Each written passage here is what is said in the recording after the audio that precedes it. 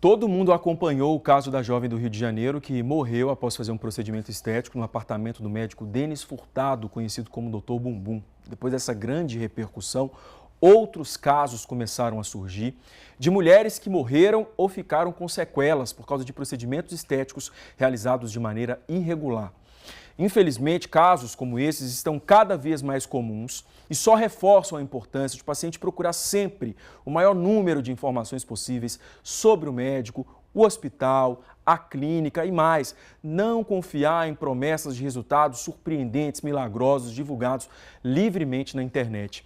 Inclusive, esse tipo de propaganda na internet é proibida pelo Conselho Federal de Medicina. Nos últimos 5 anos, o CFM analisou quase 1.500 casos de desrespeito às normas de publicidade médica, o que é muito pouco, né, diante da quantidade de anúncios que a gente vê nas redes sociais, fotos de antes e depois, ofertas de modelos de bumbum. O Código de Ética Médica e 2 resoluções do Conselho prevêem regras e limites para a publicidade que também valem para as redes sociais.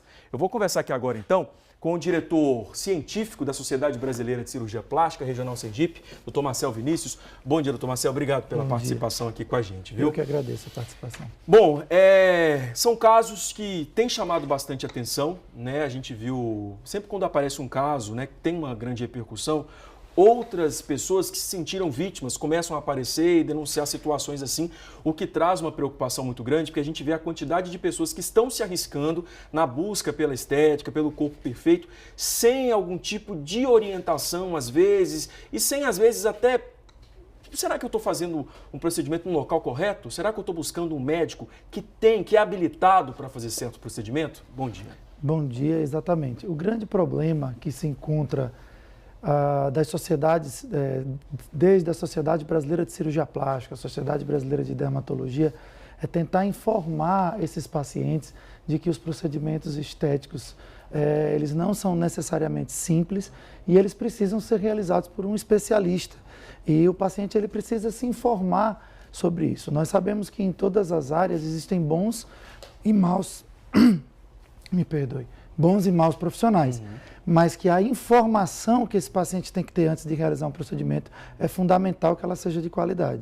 Muitas vezes pode parecer que é um procedimento simples, né? Mas a pessoa ela fez um curso ali, ela tem capacidade de fazer esse procedimento, mas um procedimento que parece simples e que pode trazer depois umas complicações, evoluir para casos muito graves, né? O que a gente tem visto, inclusive. O que a gente tem que saber? Em primeiro lugar, você deve procurar se o seu profissional ele é especialista. As especialidades médicas são restritas. A Sociedade Brasileira de Cirurgia Plástica, o Conselho Federal de Medicina, a Associação Médica Brasileira não reconhece muitas dessas falsas especialidades comentadas na internet. Então, procure o site do CFM, procure o CRM do seu estado. O médico é obrigado a ter o seu registro no CRM. Então, por exemplo, se o médico é um dermatologista, se o médico é um cirurgião plástico, acesse o site do CRM e vê se ele está lá registrado como cirurgião plástico. Especificamente no caso do Dr. Denis, ele não estava registrado como autorização para a realização de procedimentos estéticos. Então, os procedimentos estéticos têm risco, apesar dos riscos serem muito pequenos, eles precisam ser levados em consideração. E o procedimento deve ser realizado num local adequado, né, numa clínica ou num hospital determinado e fiscalizado pela Anvisa e realizado por um dermatologista ou por um cirurgião plástico especialista. O que chama muita atenção também com relação a isso como eu falei no início da nossa entrevista, hoje a gente consegue ver promessas, inúmeras coisas na internet, prometendo resultados perfeitos e tal, e divulgando como aquela pessoa ficou depois de determinado procedimento. E muitas vezes o conselho até alerta isso, que é uma publicidade que é uma imagem que é vendida para uma pessoa e que nem sempre aquele resultado ele vai caber para aquela pessoa, né? Aquela pessoa vai atingir aquele resultado também. Então, ou seja, acaba sendo uma promessa falsa, uma publicidade falsa. De fato, é proibido ao médico postar resultados de pré e pós-tratamento, não só pré e pós-operatório, os tratamentos estéticos, os tratamentos que geram uma visão de um resultado, eles podem ser encarados como uma promessa de um determinado resultado estético que não necessariamente vai poder ser atingida. Então, é sim proibido ao médico postar fotos de antes e depois, seja de um preenchimento, seja de um resultado de uma toxina botulínica, seja de uma cirurgia plástica. O médico não pode, sobre as orientações da lei do CFM, fazê-lo. Então, a primeira coisa que é interessante a gente sempre dizer é que se esse médico ele te posta inúmeros resultados de pré e pós-operatório, a primeira coisa que ele deve saber é que ele está agindo contra a lei. E se esse profissional está agindo contra a lei, o que será que ele está fazendo na lei dentro do seu consultório sem mostrar a nenhuma pessoa? Então, é sim vedado ao médico postar fotos de pré e pós-tratamento.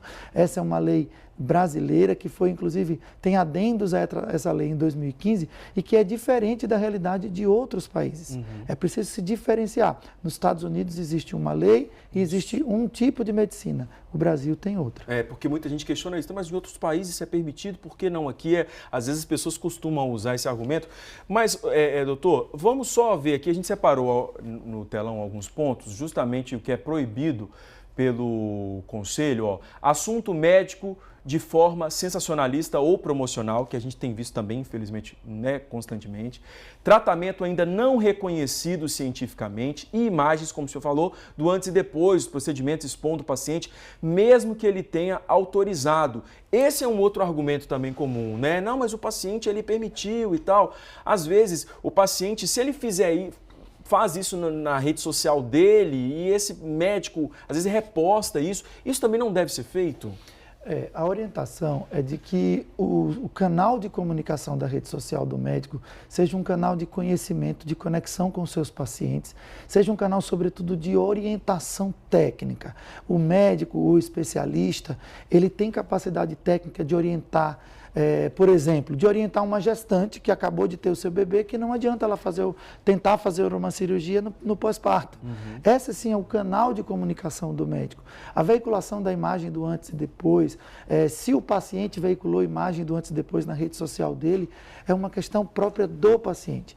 Não cabe ao médico tornar o seu ambiente de comunicação com o seu paciente, porque a rede social é interessante você se comunicar com o seu paciente, ele conhecer o que você faz, mas isso tudo dentro das normas e leis que o nosso país rege. É muito importante que a gente tenha essa consciência de que o meio de comunicação ele não é inválido. Ele deve ser válido para levar o paciente a conhecer melhor o seu profissional, conhecer, inclusive nas normas de publicação tanto científica quanto da rede social, o médico pode se dizer cirurgião plástico, desde que ele demonstre que ele tem um registro de qualificação de especialista. Desde que o paciente possa sair daquela rede social e ir no CFM e encontrar a mesma informação. O grande problema do antes e depois é que o paciente vai até o CFM e encontra que é proibido. Então, é uma dicotomia de informações. Então, não deve haver. E esse tipo de promoção sensacionalista de que o resultado não tem complicações, de que o método é novo e infalível, não existe. Não existe medicina que não tenha riscos, não existe medicina que não seja passível de uma possível complicação. Essa é a conexão que o médico deve fazer com a sua rede social. Doutor, a produção me passou aqui uma pergunta de um telespectador que ligou agora na redação, perguntando se fisiodermato funcional pode fazer procedimento de aplicação de toxina botulínica e preenchimento. Bom, essa é uma pergunta muito difícil de ser respondida.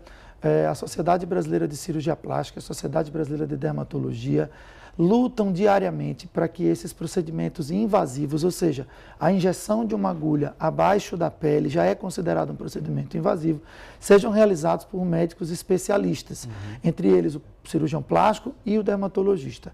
A presença do fisioterapeuta dermatofuncional no contexto da cirurgia plástica ela é muito importante, porém, a execução desses procedimentos cabe hoje a uma disputa de mercado entre as sociedades médicas e as sociedades de classe de odontologia, fisioterapia e biomedicina. Existem algumas resoluções, das quais eu não sou advogado para dizê-las aqui, mas existem algumas resoluções que proíbem alguns profissionais não médicos de fazê-lo, e existem algumas tentativas através de liminares, de que esses profissionais o façam. O melhor caminho é procurar o Conselho Federal de Medicina, a Associação Médica Brasileira e fazer com aquele profissional que você mais confia, com aquele profissional que você tem mais referências, que está há mais tempo no mercado fazendo isso. Nós, da Sociedade Brasileira de Cirurgia Plástica, orientamos. Procure um cirurgião plástico especialista, procure um dermatologista. Não cabe a mim, como membro da sociedade, descrever a capacidade ou não de um fisioterapeuta, de um farmacêutico ou de um odontólogo. Sabe-se que existe essa discussão, mas isso ainda é no âmbito jurídico que não cabe a nós. Tá certo, doutor. O paciente também, ele é muito responsável por isso, está se tratando da saúde dele, é importante, como o doutor Marcel falou, que ele busque um profissional que ele confia, procure informações no conselho também, né? E também pode ajudar nessa questão de denúncias, né? Caso ele se sinta de alguma forma lesado de alguma maneira, procurar também o conselho. Muito obrigado pela participação. Eu vou só reforçar, porque um outro canal que pode ajudar você a buscar mais informações sobre habilitação, histórico profissional do médico que vai contratar para fazer uma cirurgia plástica, procedimento estético, é o Conselho Regional de Medicina mesmo. O telefone, anote aí, 3212-0700, 3212-0700, tá bom? Doutor, obrigado mais uma vez pela participação, pelos esclarecimentos e um bom dia, viu? Eu que agradeço, espero que todos façam procedimentos seguros, porque eles existem para que nós possamos oferecer o melhor para o paciente. Obrigado, bom dia.